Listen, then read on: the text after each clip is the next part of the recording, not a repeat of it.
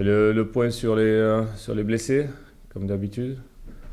Donc aujourd'hui à l'infirmerie, on a Paul. Enfin, l'infirmerie, c'est une infirmerie externe, hein, puisqu'ils sont tous sur le terrain. Donc on a Paul qui a repris avec les kinés et les prépas, mais qui rentrera la semaine prochaine dans le groupe. Kevin Maï, ça sera peut-être 2 3 jours après qu'il reprendra avec le groupe, mais c'est des garçons qui sont déjà à l'extérieur. Sinon, après, on n'a pas trop de soucis. On avait eu Johan Cour la semaine dernière, qui avait pris un coup contre le PSG, mais comme il n'y avait pas de match, donc en fait, on a pris le temps, hein, de réparer tout ça. Et on a, on a Harris qui est revenu de la sélection hier, donc on va voir. Il a pris, c'est pas un coup, mais une douleur dans la cheville. Mais ce matin, il sera sur le terrain. Donc on va voir comment il est arrivé que hier soir. Et JC Castelletto, on le récupère ce matin. Mais il y a pas de souci, lui, il n'a pas joué. Donc voilà sur les garçons. Tokyo qui était malade. Ouais, bah Tokyo viendra la semaine prochaine. Ouais. Ouais. Parfait pour Nantes aussi. Oui, oui, oui, oui, oui, oui, oui. Il y a eu quoi précisément Ouais, c'est en fait une grosse fatigue, voilà. Et, on l'a laissé au repos, grosse fatigue. Le docteur a préféré le laisser sur une dizaine de jours au repos. On a eu le cas inverse il y a quelques temps où le milieu de terrain était assez fourni. Là, il y a Ouais, quelqu'un qui est porté, Paul. ouais, On ne sait pas trop. ouais. Ça peut aussi revoir tes plans des jeunes comme Bob, une équipe aussi, peut-être gagner du temps de jeu sur ce match-là contre Nantes. C'est possible, s'il y a un souci, on a un Boc magnétique et ces garçons qui avaient fait la Coupe de la Ligue et qui avait été plutôt intéressant. Ouais, donc ça peut bien sûr être des garçons qui peuvent être appelés s'il y avait une grosse défection au milieu de terrain. Ouais. Mhm.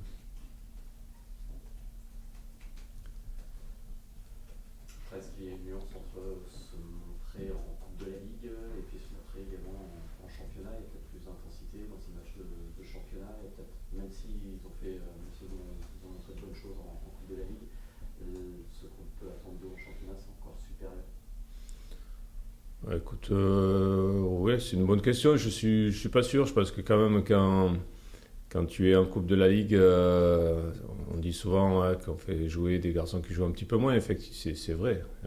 Maintenant, après, quand tu es dans le match, l'intensité du match, elle est là. Effectivement, chaque fois, on ressent la même chose. C'est-à-dire que quand les garçons sont au cœur du jeu, ils sont à fond. Donc ces matchs-là ne me servent surtout à évaluer un petit peu la dimension que peuvent avoir ces garçons en match. Sur le côté émotif, il y a peut-être quelque chose. Voilà, peut-être quand on est à la messe, il n'y a pas beaucoup de monde. Mais la pression, je pense que les jeunes se sont mis la pression eux-mêmes, voilà, par rapport à un match comme ça. C'est des garçons qui ne jouent pas souvent avec l'équipe première. Donc ils ont bien réagi. Moi, je trouvais qu'ils avaient bien réagi. Ils avaient bien écouté les consignes aussi. Donc ça, c'est important. Donc les garçons qui sont là, qui s'entraînent régulièrement avec nous, postulent à être titulaires tôt ou tard, quoi. Parce qu'ils ont encore une grosse défection, donc ça n'a pas l'air d'être dans l'esprit aujourd'hui s'il y a des dans la tête de Davis, quoi. Oui, oui, oui, voilà, ouais. Mais je vais te dire, effectivement, c'est des garçons. Aujourd'hui, il y a des garçons qui ont un tas d'avance. Ouais, ouais. Mais il faut. Une saison, elle est longue et comme on disait tout à l'heure, tu peux avoir vite des défections sur un secteur de jeu. Et il faut aussi avoir des garçons derrière plus jeunes, certainement, moins expérimentés, mais qui amènent aussi une fraîcheur dans le jeu. C'est comme Nantes en face qui va avoir Giroud et Palois. Oui. Est-ce que tu vas peut-être appuyer un petit peu plus là-dessus aussi, d'avoir une défense centrale en face qui a forcément le temps de jouer ensemble? Oui, je pense que c'est pas facile quand tu perds ta défense centrale, hein. C'est pas évident. Il faut retrouver quelque chose derrière. Et en plus, on a tous, les coachs, on a le même problème, c'est quand on a les internationaux qui partent pour travailler, tu as du mal, tu travailles différemment. Donc sur le plan collectif, c'est un petit peu compliqué. Donc oui, je me mets à la place des Nantais. Quand il te manque ta défense centrale, il peut avoir quelques petits soucis, mais après, il y a aussi d'autres joueurs derrière. Voilà, donc c'est peut-être certainement moins expérimenté que la paire qu'ils avaient. Et ça va peut-être nous servir ou pas, on ne sait pas. C'est pas toujours évident. Hein. Ouais. Vous la trouvez comment cette équipe de Nantes actuellement? Actuellement, si on regarde que les résultats, on a vu qu'ils étaient plus en difficulté aujourd'hui, mais c'est une équipe qui est solide pour moi. Ça a une grosse solidité, difficile à manœuvrer. Ouais, c'est un bloc quand même assez compact. Capable de marquer des buts à tout moment. Ils ont des garçons qui sont intéressants. On passe à Simon là, sur les côtés. Koulibaly peut-être un petit peu moins bien, mais ça reste quand même des garçons très dangereux. Donc individuellement, il y a le potentiel, ça c'est sûr. Mais pour la résumer, c'est une équipe difficile à manœuvrer. Ouais, difficile à manœuvrer. Donc je ne pense pas qu'on ait énormément d'espace sur ce match-là. Il va falloir s'en créer. Oui, je pense que vu que déjà c'est une équipe qui est, comme je dis, qui est difficile à bouger et qu'ils ont ce petit problème derrière avec leur défense centrale, je pense qu'ils vont être quand même très concentrés sur le côté bloc équipe qu'ils ont bien en place, avec des lignes très resserrées, capables de passer sur des transitions très rapides. Voilà, donc c'est là où est la difficulté, quoi. Il va falloir jouer, nous, de notre côté, mais en même temps être méfiant de ce côté-là. Ce qu'a fait Saint-Etienne il y a 2 semaines contre eux, en passant sur les côtés, des fois jouant en contre, c'est ça qu'il faut faire aussi, d'essayer de les perturber un peu, de jouer rapide un peu vers l'avant. Oui, voilà, on essaye tous de faire ça. C'est vrai que Saint-Etienne était dans un système différent, voilà, mais ils ont réussi à marquer 3 buts, donc ça c'est pas mal aussi. Mais oui, il y a eu beaucoup dans ce match, il y a eu beaucoup de contre-attaques. Ouais, donc des transitions, ces célèbres transitions qui sont aujourd'hui très, très importantes. Ouais, effectivement, ça sera une part du jeu, quoi. Mais sachant que ce match-là, il se jouait à Nantes, est-ce que le fait que là ce soit ED, ça va pas les inciter, avec en plus cette défense centrale complètement remaniée, est-ce que tu t'attends à ce qu'ils soient surtout prudents avant tout, ils assurent surtout leurs arrières? Certainement, ouais, je pense que en priorité, quand tu te déplaces, tu cherches à être d'abord solide. Voilà, je pense que c'est ce qu'on recherche en priorité, c'est s'asseoir sur une bonne défense, puis après pouvoir jouer en contre. Maintenant, tu sais, après, tactiquement, je ne sais pas ce que Nantes a travaillé. Ouais, je m'attends à ce qu'il y ait peu d'espace et qu'il y ait des transitions très rapides, ça c'est sûr. Après, il y a toujours des surprises dans les matchs. C'est ce qui fait la beauté du football. Est-ce que le match de Paris aussi a fait prendre conscience de certains joueurs qu'on pouvait faire mieux que ce que vous faites un équilibre avec un très gros joueur Paris? Est-ce que ça a changé quelque chose dans la tête de tes joueurs? Je pense, ouais. Enfin, j'espère en tout cas. Parce que c'est un peu le but d'évoluer et de grandir après chaque match. Donc le match du PSG est un match important dans la prise de conscience. Ouais.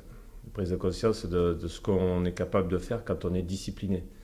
Alors le piège aussi, c'est que lorsque tu joues des grosses équipes, tu as une hyper concentration naturelle, j'allais dire, qui vient parce que tu as un petit peu peur aussi. Donc quand tu as un petit peu peur, tu te resserres, donc on sent beaucoup plus de solidarité et de discipline.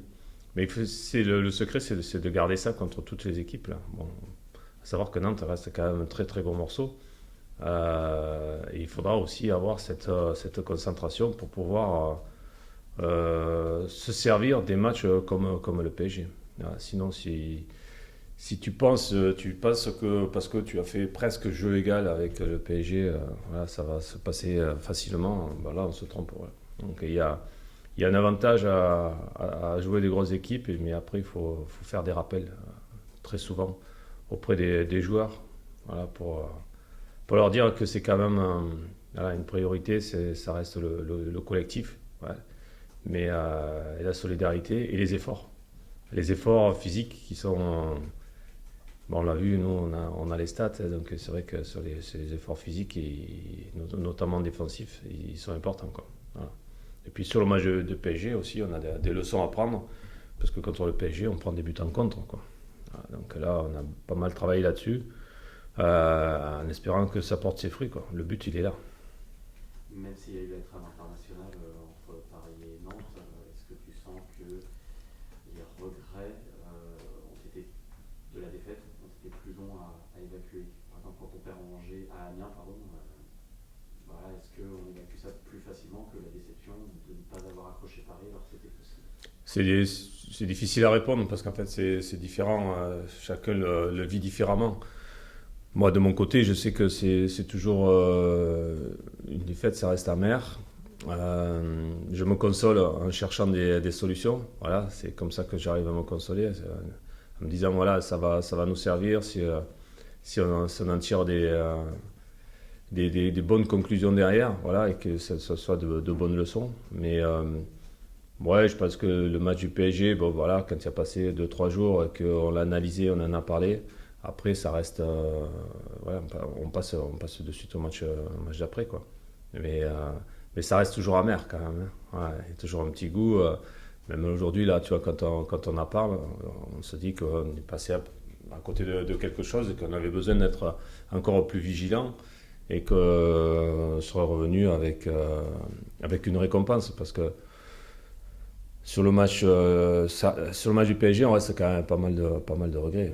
Voilà, parce qu'on n'a pas ramené de points. On a ramené quelque chose un match qui a été solide, qui a été spectaculaire. Voilà, on n'a pas fermé le jeu, on a prouvé qu'on pouvait faire quelque chose. Mais la finalité reste quand même d'être récompensé aussi sur le plan comptable. Parmi les leçons à retenir, peut-être par exemple sur le deuxième but que marque le Paris Saint-Germain, l'action part de très très bas, c'est Gaël Draxler qui porte assez longtemps le ballon, qui monte assez haut. La leçon, c'est peut-être que si finalement, voilà, faut empêcher ces coups de partir de loin, quitte à provoquer une faute, quitte à prendre un carton jaune, ça peut être une leçon à retenir. Ah oui, mais on a travaillé sur les 2 buts que l'on a pris. C'est vraiment très intéressant de les revoir et puis de les analyser, même le premier. Parce qu'effectivement, on est monté pas assez rapidement ou en retard sur leur milieu de terrain, notamment Draxler qui était toujours entre deux lignes. Et savoir qu'est-ce qu'on fait dans ces cas-là, voilà, ça c'est le travail que l'on fait après les matchs. Donc c'est pour ça que je dis que ça doit nous servir. Et comme tu dis, sur le deuxième, il y a eu déjà une action offensive de notre côté, voilà, où on perd le ballon dans leur 18, mais c'est nous qui avons le ballon. Mais après, derrière, on est aussi en fin de match, les réflexes ne sont pas les mêmes, et puis les jambes non plus. Mais notre bloc était trop étiré, et puis on a laissé faire sur des garçons qui vont très vite aussi, hein. Donc oui, effectivement, ça a été analysé et réanalysé. Maintenant, il faut qu'on le mette sur le terrain, quoi. C'est ça. Je pense que ton équipe est trop gentille parfois, pour changer un peu la question. Non, c'est pas ça. Je pense pas. C'est pas une histoire de gentil, mais je pense qu'il y a... Quand on est loin, quand certains joueurs sont loin du ballon, ou pas hyper concernés par l'action, il y a une sorte de petite déconcentration qui fait qu'on n'est pas... on n'est pas dans l'anticipation, alors que le haut niveau, c'est constamment anticiper et utiliser au maximum les temps morts. Et nous, on n'utilise pas assez ces temps morts, voilà, pour s'organiser. Pour te donner un exemple, si moi je suis défenseur central et que mon attaque est dans les 18 mètres adverses, là je dois utiliser ce temps mort pour organiser peut-être autour de moi, m'organiser moi déjà, pour savoir où c'est que je vais pouvoir intervenir, quand le ballon va sortir, qu'est-ce que je vais pouvoir faire, etc. Donc il y a ce travail-là, sur le très haut niveau, il n'y a pas de temps mort, on est constamment dans l'anticipation de ce qui va se passer, donc tu as toujours un temps d'avance. Et ce qui nous manque, voilà, c'est ce qu'on a besoin de travailler. C'est pas c'est pas facile à travailler. Voilà. C'est pas vraiment de la tactique. C'est d'être concentré sur 95 minutes. Et c'est pas simple. Après, la défense de Nantes, celle de Brest, la défense centrale, Castelletto-Aubin, c'est pas forcément celle qu'on attendait au début de saison, Ouais. par rapport au mercato. Au bout d'à peu près un tiers du championnat, comment tu la juges les titulaires qui dans ton esprit, comment tu la vois, tu la perçois un petit peu Déjà, ils s'entendent bien. Ça, c'est une première chose. Et ils progressent. Voilà, moi, je vois, c'est des garçons qui ont progressé, qui se sont découverts, qui ont progressé ensemble. Donc, je leur demande encore plus de choses. Voilà. Après, j'ai d'autres garçons derrière. On passe à Duverne et à Chardonnay qui sont aussi présents, qui sont pas loin. Voilà. Donc, j'ai 4 défenseurs centraux de bon niveau qui sont différents. Voilà. Après, à ce niveau-là, il faut arriver à être complémentaire et être complice surtout. Voilà. Mais je pense les deux ont ça pour le moment, mais automatiquement, il faut que dans 2-3 mois, ils aient encore monté leur niveau, quoi. Voilà, qu'on fasse ce constat-là. Est-ce qu'il y avait une crainte par rapport à ça de voir deux joueurs qui ne se connaissaient pas, qui n'avaient jamais joué en Ligue 1, de débuter ensemble comme ça dans le grand bain C'est des postes hyper importants. Pour moi, c'est la priorité. Gardien de but et défenseurs centraux, ce qu'on appelle l'axe, voilà, plus numéro 6. Sur le plan défensif, c'est eux qui vont diffuser cette sérénité, cette sécurité dont on a besoin. Donc, s'il n'y a pas cette force-là, et moi je l'ai vécu avec d'autres équipes où on manquait de force à ce niveau-là, tu mets des ondes négatives là-dessus. Donc là, pour le moment, eux amènent cette solidité et elle se diffuse sur les latéraux, sur l'ensemble de l'équipe. Et ça, c'est important. Plus globalement, en préparation, tu disais souvent que c'était plutôt l'aspect défensif qu'un offensif. Oui. Est-ce qu'au bout de 3-4 mois, tu es satisfait de ce que tu recherchais finalement avec ce bloc défensif? Il y a une certaine solidité qui est arrivée au fil des matchs. Ce qui nous a encouragé aussi, c'est que sur les matchs amicaux, on a pris peu de buts face à des bonnes équipes. Alors bien sûr, toutes les équipes n'étaient pas prêtes, nous les premiers, mais déjà ça nous a permis de prendre confiance, parce qu'il y a une grande part de confiance qui rentre en jeu là-dessus. Donc j'étais assez rassuré et assez rapidement aussi là-dessus. Quand tu parles de complicité naturelle, enfin de complicité pardon, Ouais. trouvée entre les deux défenseurs centraux, c'est quelque chose qui ne se décrète pas. Donc est-ce que ça Non. veut dire que la solidité d'une défense centrale en particulier, d'un système défensif en général, ça dépend aussi d'une petite part de chance. Voilà, il faut que ça matche entre deux hommes. J'emploierais pas le mot chance quand même. C'est pas de la chance, c'est une complicité qui se fait peut-être aussi en dehors du terrain. C'est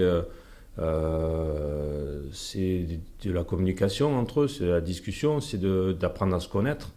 Voilà. Donc ça reste un vrai travail, parce que ça c'est pas fait comme ça. C'est-à-dire que derrière, il y a comme on fait d'habitude, on travaille beaucoup en vidéo.